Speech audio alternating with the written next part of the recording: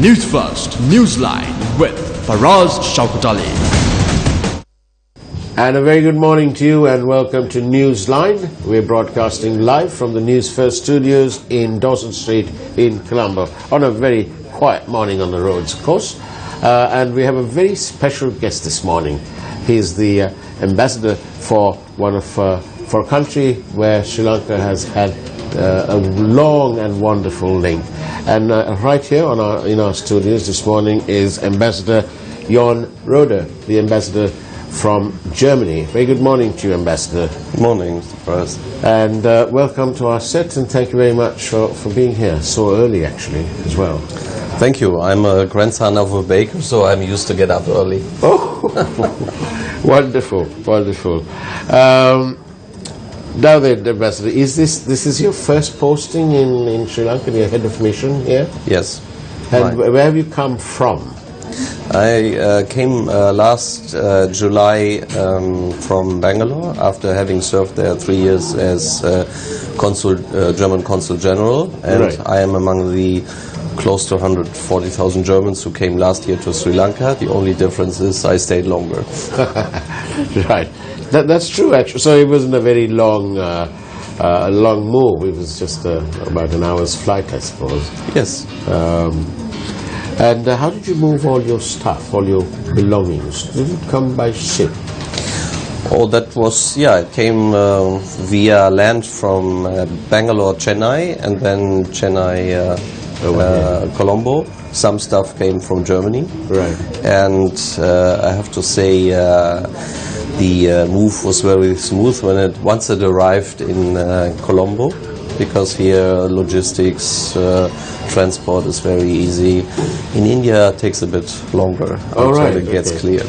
I'm so happy when people tell us that our logistics are working and so on, because there was a time long years ago when it didn't.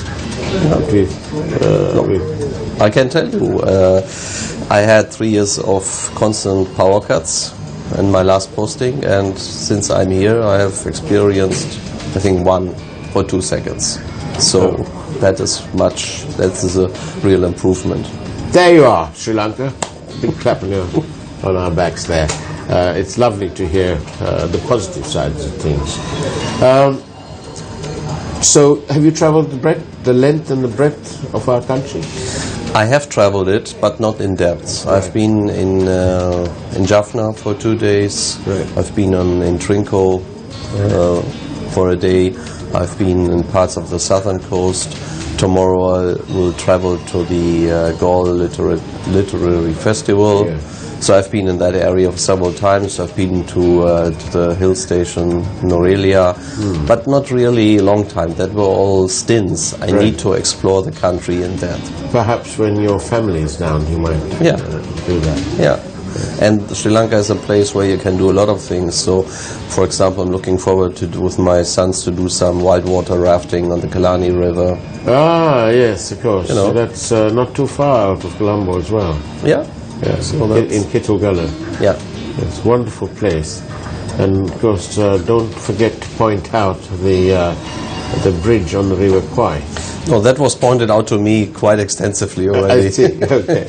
So but this is marvelous. The one in Thailand, where where it's supposed to be, is more on the tourist map than the one that was filmed here in Sri Lanka. That's true, yeah. And what a wonderful film that was. And now, Ambassador, what do you think?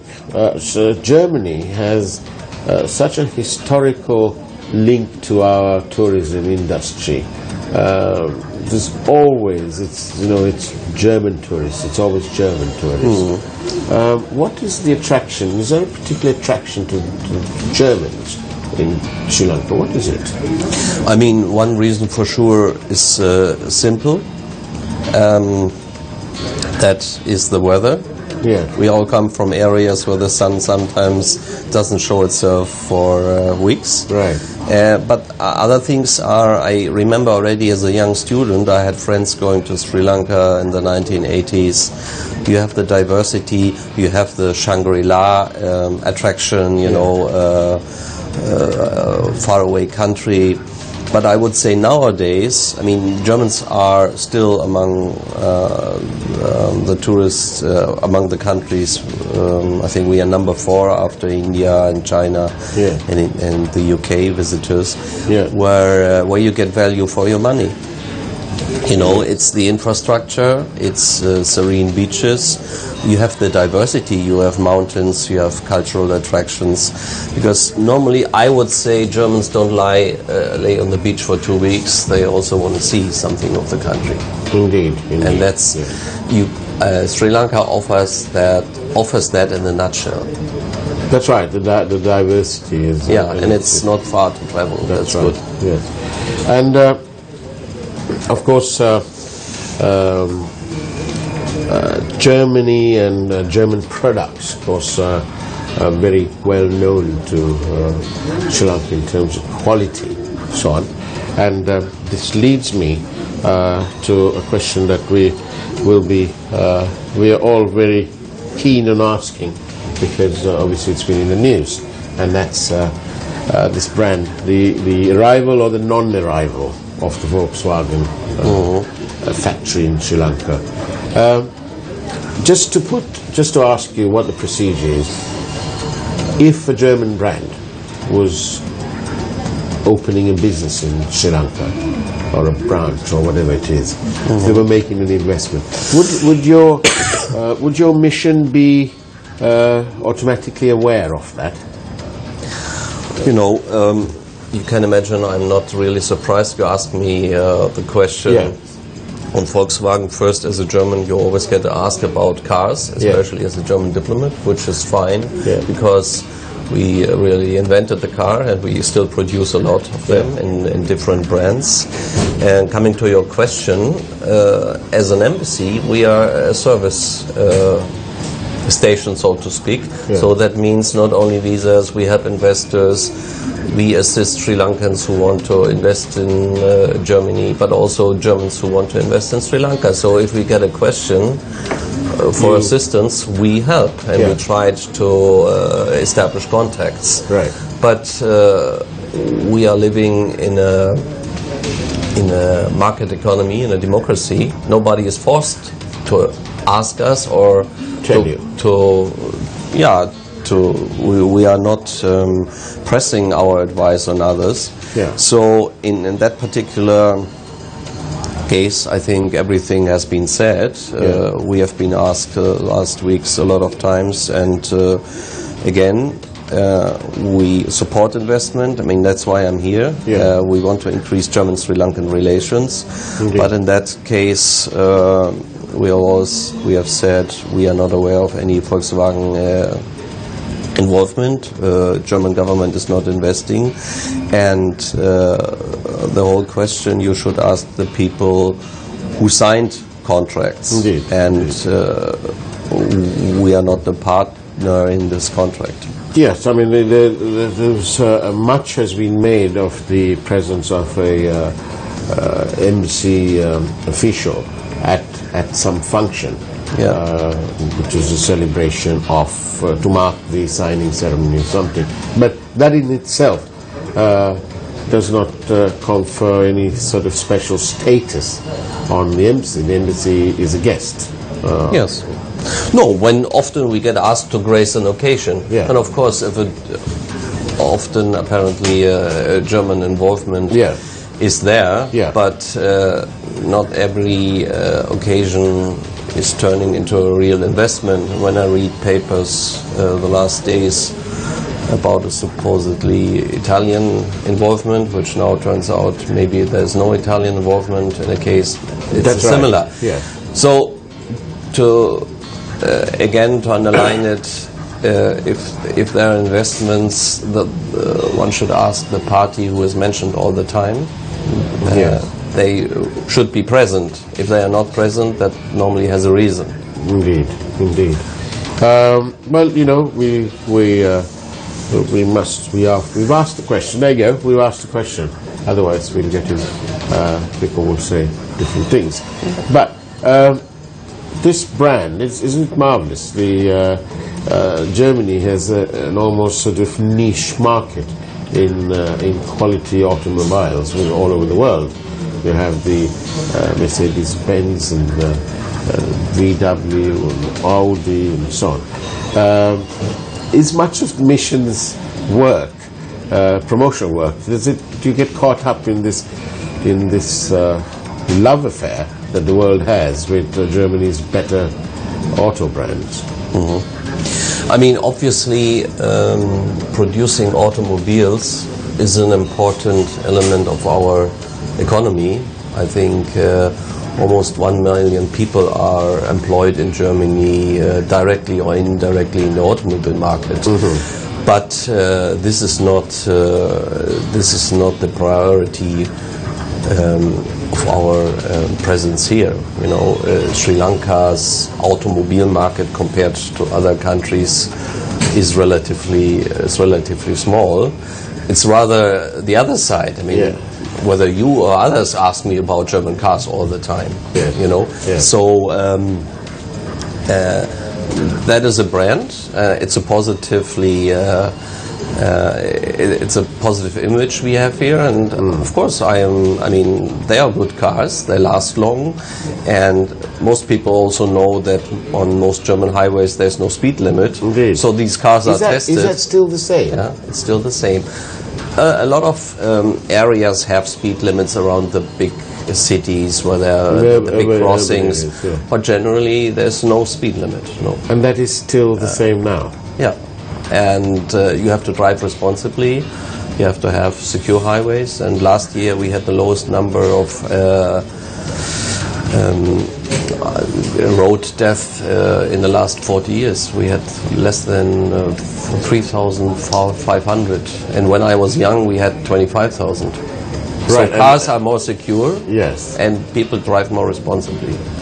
Wonderful. And isn't it amazing that here's this German diplomat with all these wonderful brand names and world famous names, and then you have developed, I am told, a liking for tuk-tuks. Mm-hmm. And you have your mission has a tuk-tuk. Is that an Ambassador Rohde initiative, or was it a German embassy initiative? I think no. First, on a private basis, after having spent 3 years in India, using a tuk-tuk is a part of your life because it gets you faster from A to B often. Right. And coming to Sri Lanka, it seems to be sometimes the case also here. Right. So, but we have an embassy tuk-tuk for quite some time. Right. It's painted in our national colors, and we use it for daily, errands. Okay. And for example, when we had our Christmas party, I picked up the Santa Claus at the gate in our tuk-tuk. Oh, I see. So, I still have to get a license, which I'm working on. Okay. There's a special test for that, is there? Yes. Right. Which is right. We also have all kinds of special tests and regulations in Germany when you want to have a license. And I can tell you, we have a lot of licenses. How possible is it for tuk-tuks to make an entry into Germany? I would say, first you have to have a need. And in Germany, the public transport system is usually very well developed. And don't ask me about the technical specifications, but in order to be on the road, you have to fulfill some standards, emission, but also statics. Right. So I haven't seen any tuk-tuks yet on the German roads. No, have I passing through. But I've often wondered why it is that Europe hasn't been invaded by the tuk-tuks, especially with Tata owning so many, Tata India. So many, there are significant investments in the automobile industry all over the place. Maybe that's something that will happen in the next as the years roll out. Now, Ambassador, what do you feel? Obviously, Sri Lanka has come out of a war situation where we've, the economy has been blocked from developing, and since 2009, when this problem was finished with, Sri Lanka has made many strides. And from a trade point of view, I think the whole country may be rejoicing with the news yesterday that the European Union are considering to reinstate GSP Plus. So market access is going to be easier and so on. Have you watched the progress and you've been? Yeah, I mean, I think we hope to be part of the success story. Sri Lanka is, on a path of economic modernization, democratic reform, and national reconciliation. And the German government, like a lot of governments, is supporting Sri Lanka's efforts in that way, which means that we through our development cooperation, we have the German Development Agency, GIZ, we support projects. We build a vocational training center in the north in Kilinochchi. The government has asked us to support another one in the south.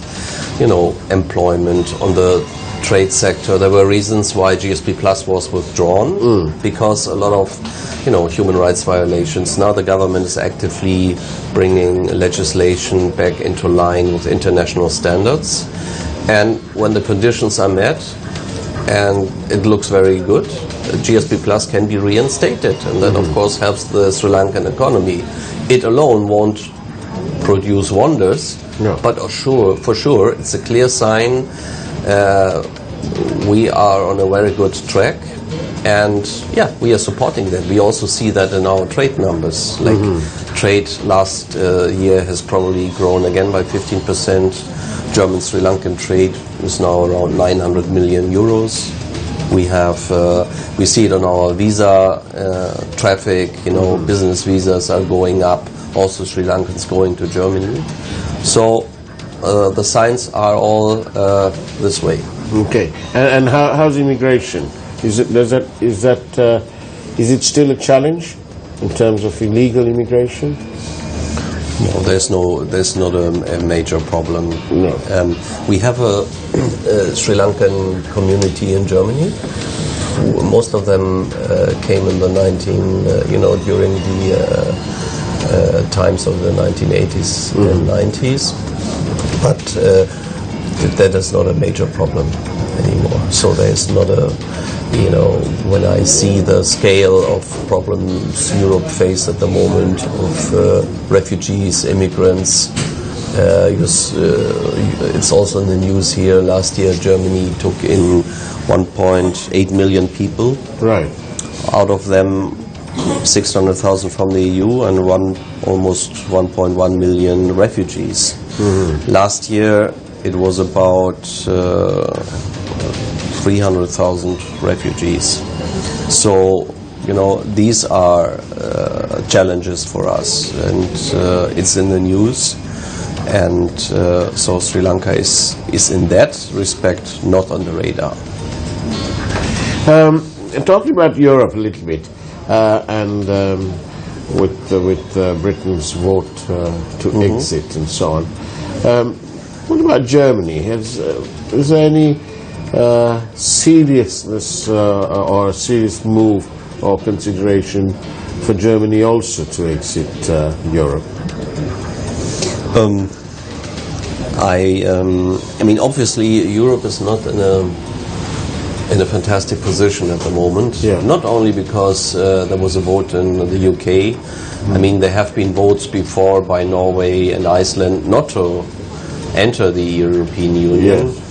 But the present, let's say, the populist movements in Germany, coupled with immigration concerns, refugees, I think are also provoking discussions in Germany. But we are already geographically at the center of Europe, and if we, German exit, I would say, more or less would mark the end of the EU. So I think we have to do our homework. There are reasons for the British vote, and I think there has to be also some insight looking how can we bring the European project closer to the people. You know, we all, even myself, my kids, we take these achievements for granted. Free travel, we never have to show our passports, free movement. And I think there's a challenge to make the achievements, you have to communicate it better, but also you have to make the people feel that it's a great thing that Europe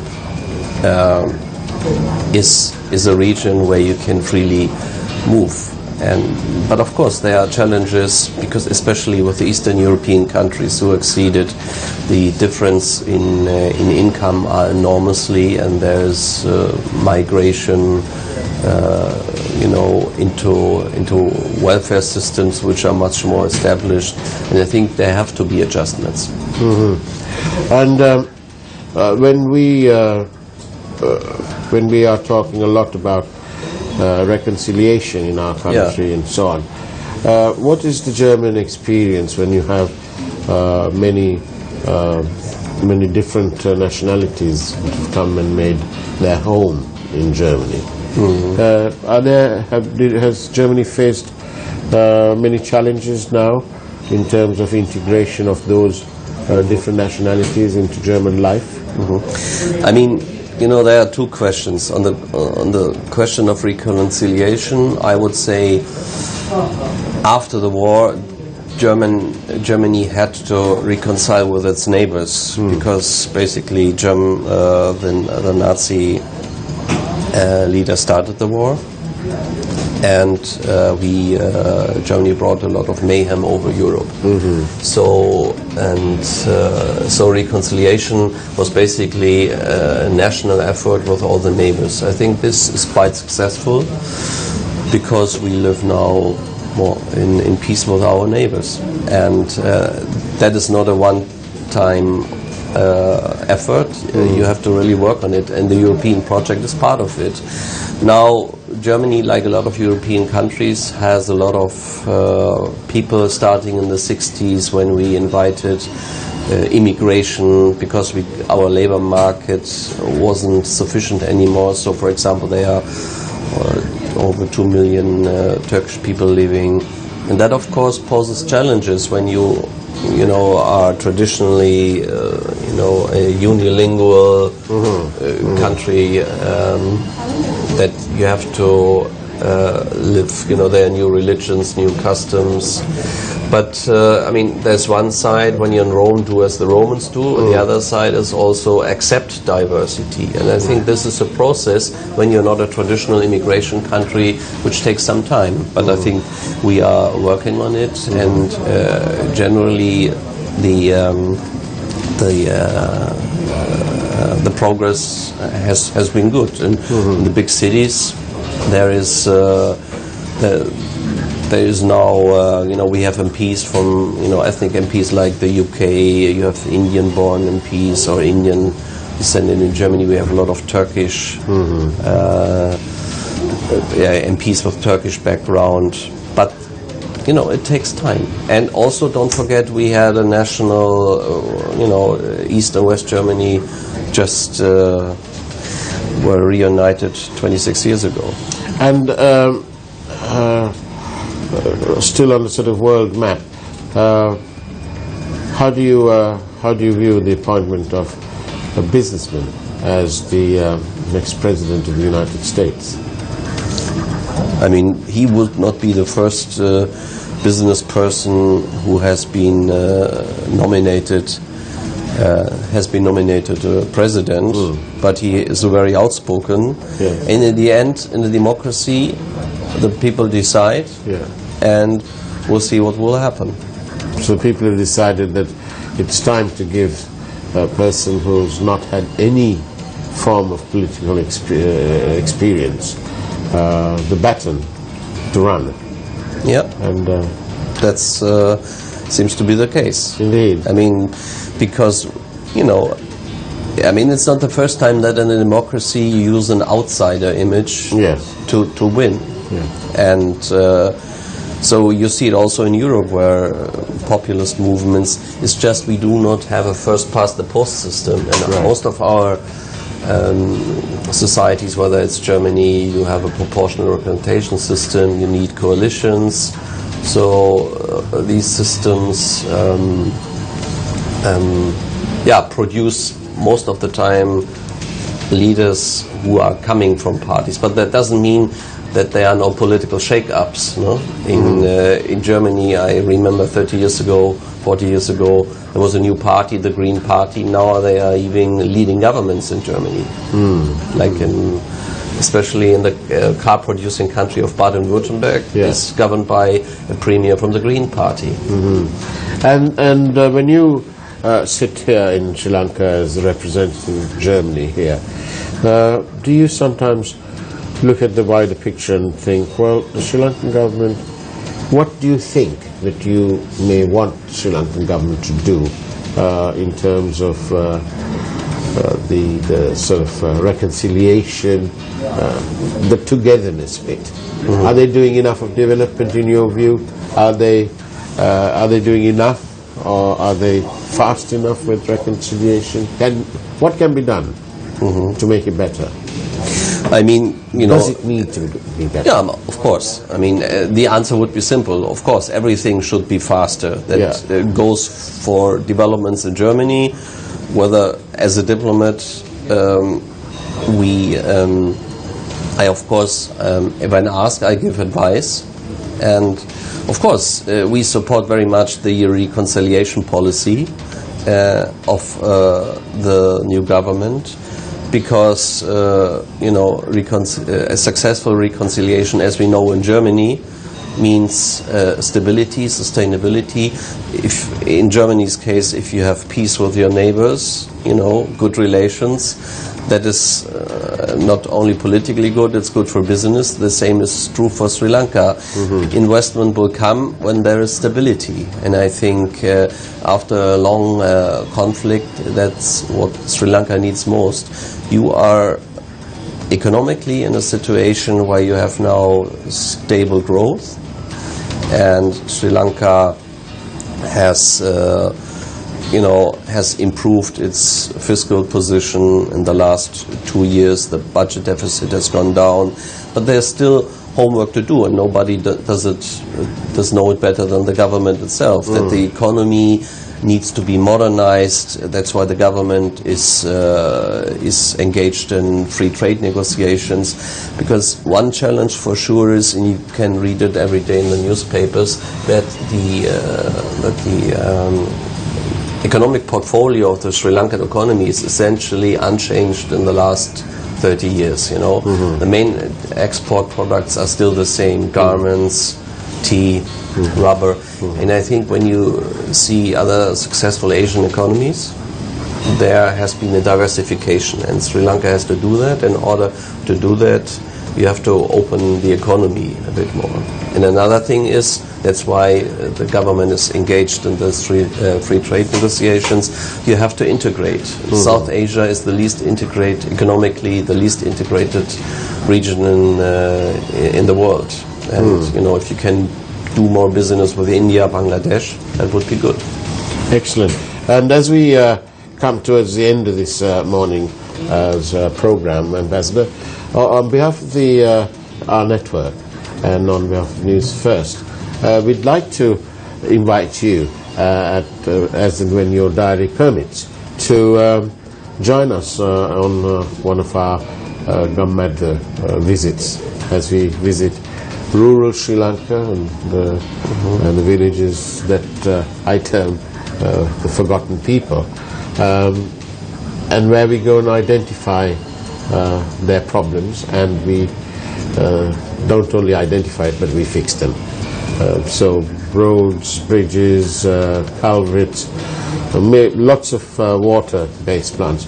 And do join us at some point in one of our programs and come and see what's happening, and perhaps there may be some synergy that your embassy might I'm impressed. I realize we are doing the same things, because also in the embassy, not only on a grand scale through German Development Corporation, we also have projects where we engage with NGOs in villages to do sanitation or, as you said, build bridges. So maybe we can join efforts, and I can see what you do, and you can join one of our projects. That would be nice. We will.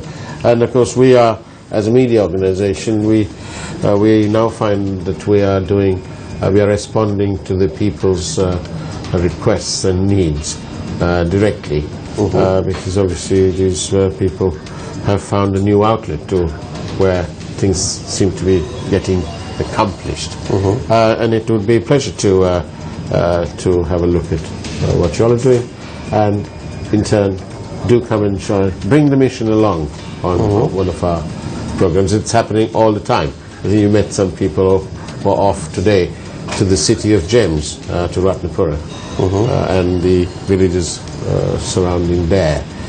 And this new initiative, we're going to be visiting the villages that we haven't done in the last 2 programs that we've done. So interesting times. Ambassador Rohde, thank you very much for being on Newsline. We appreciate your presence, and we look forward to welcoming you perhaps on one of our other programs on the network. Yeah. Thank you. Thank you very much. Thank you. And that's it from Newsline this morning. That was Ambassador from Germany, Ambassador Rohde, and we wish you an excellent day ahead and a wonderful weekend. I shan't be here tomorrow, but I will be back on Monday morning. In the meantime, take care, have a great day, and God bless.